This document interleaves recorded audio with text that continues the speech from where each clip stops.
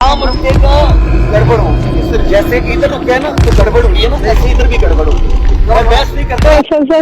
जुल्म कयो असांजा ज़मीन सभु खसी वियो, बाक़ी असांजा ॻोठ ॿधो, असांजा मटण चाहे लताड़नि जो कोशिशि थो करे, असांखे तव्हां लॻाइण जो कोशिशि थो करे।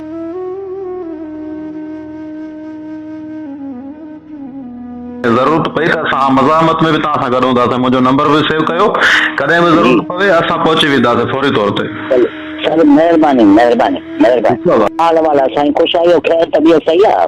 बाबा दुआऊं तव्हांजूं। ही सॼो छा मामलो पेश आयो आहे? ही बहरिया टाउन जी जेका बदमाशी नाजाइज़ी ॾिसूं पिया। बस साईं ही तव्हांजी नज़र में आहे, असां सां सिंधी जुल्म कयो आहे, असांजा ज़मीन सभु खसी वियो, बाक़ी असांजा ॻोठ ॿधो, असांजा मटण चाहे लताड़नि जो कोशिशि थो करे, असांखे तव्हां लॻाइण जो कोशिशि थो करे। पर छॾीअ खां वठी यको असांजे पुठियां लॻो आहे, असां वञूं था, असांखे लॻाम सीधीअ जो पुलिस असांखे वञी लाकअप में बंदि कयो, असांखे धको हणी, असांखे मारे कुटे पीटे जेको उन्हनि जो थियो असां सां सभु कयईं। तव्हां पाण सम्झदार आहियो साईं। बाबा तव्हांजो वालिद साहब मुड़ुसु माण्हू हुयो, पंहिंजे धरती जे लाइ जान ॾियण वारनि माण्हुनि मां हुयो, ऐं तव्हां बि हुनजे नक्शे कदम ते हलो पिया। इनशाला हिननि जे पीउ में एतिरी ताक़त कोन्हे जो ही तव्हां सां बदमाशी कनि, पर जेका हिननि बदमाशी कई आहे उहा हिननि खे फबंदी कोन। इंशाल्लाह इंशाल्लाह। हाणे तव्हां ॿुधायो त केतिरी पंहिंजी ज़मीन आहे जंहिं ते ही कब्ज़ो करणु चाहिनि था? काफ़ी कब्ज़ो त करे चुका आहिनि। 50 एकड़ साईं असांजा कब्ज़ो करे अंदरि पंहिंजो बाउंड्री लॻाए, हुन में राति ॾींहुं धड़ाधड़ कमु पियो हले। 50 एकड़ असांजा कब्ज़े में, बाक़ी असांजा ॿाहिरि बताए 40 एकड़ तिन्हनि खे हाणे वरी कब्ज़ो थो करे। असांजो ॻोठ पको पाकिस्तान ठहिण खां अॻु में असांजो ॻोठ निर्माण हाणे उन में अची पहुतो आहे, हाणे उन्हनि खे बि कब्ज़ो थो करे।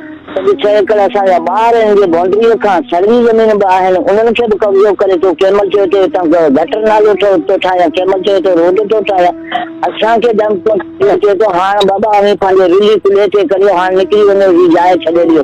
यार हाणे केरु पंहिंजे मुल्क खे छॾे ॾियो?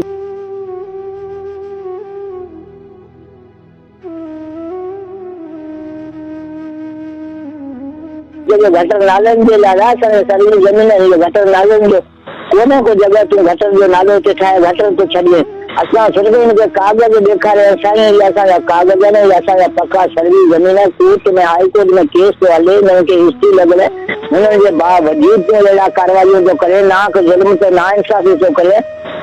हुननि जे बावजूद ही गदाब सीटी जो सभु पुलिस वारा बीठा, एसपी उतां खां मोकिले जेको करे थो असां सां एसपी करे थो। असांजे टोटल ज़मीनूं कब्ज़ा कराया आहिनि, ही सभु एसपी कया। पहिरें हनुमान राहो, हाणे ही आयो, असांजा ज़मीनूं सभु कब्ज़ा करे खसे। हाणे लताड़नि जो कोशिशि थो करे, असांजे बचनि खे थो लताड़े। तव्हां पंहिंजा बचा खणी आयो, कुले खे करे निकिरी वञो, इंडिया वञो, हिंदुस्तान वञो, असां केॾांहुं वञूं? आख़िर